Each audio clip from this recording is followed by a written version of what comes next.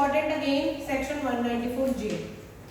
Section 194J बात करता है दैट अगर आप किसी पर्सन को पेमेंट कर रहे हो उसकी प्रोफेशनल सर्विसेज के लिए, उसकी टेक्निकल सर्विसेज के लिए, या आप रॉयल्टी पे कर रहे हो, तो उस केस में आप टीडीएस काटोगे 194G में।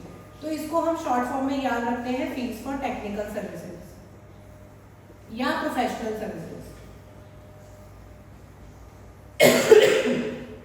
ठीक है।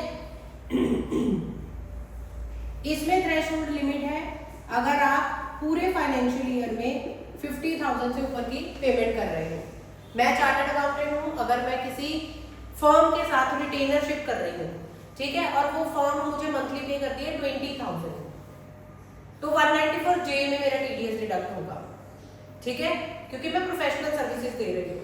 अब 20,000 पर मंथ है, यानी कि पूरे साल में मेरे 2,40,000 हो गया, तो फर्म को पहले से ही पता है कि इसकी पेमेंट 50,000 से एक्सीड कर जाएगी, तो from the very first day ही वो मेरा पूरे 2,40,000 पे 5% टीडीएस काटना शुरू करेंगे। ठीक है।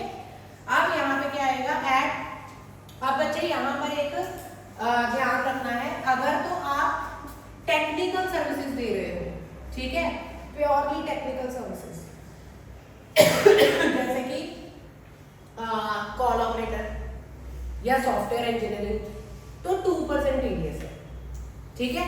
लेकिन अगर आप प्रोफेशनल सर्विसेज दे रहे हो, जैसे मैंने आपको अपनी एग्जांपल दी, तो उस केस में 10% टीडीएस कटेगा।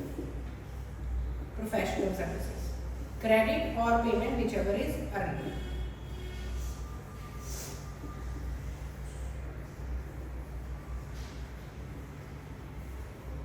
अब कई जगह पर गवर्नमेंट ने लिमिट बढ़ाई है, कई जगह पर परसेंटेज कम की है।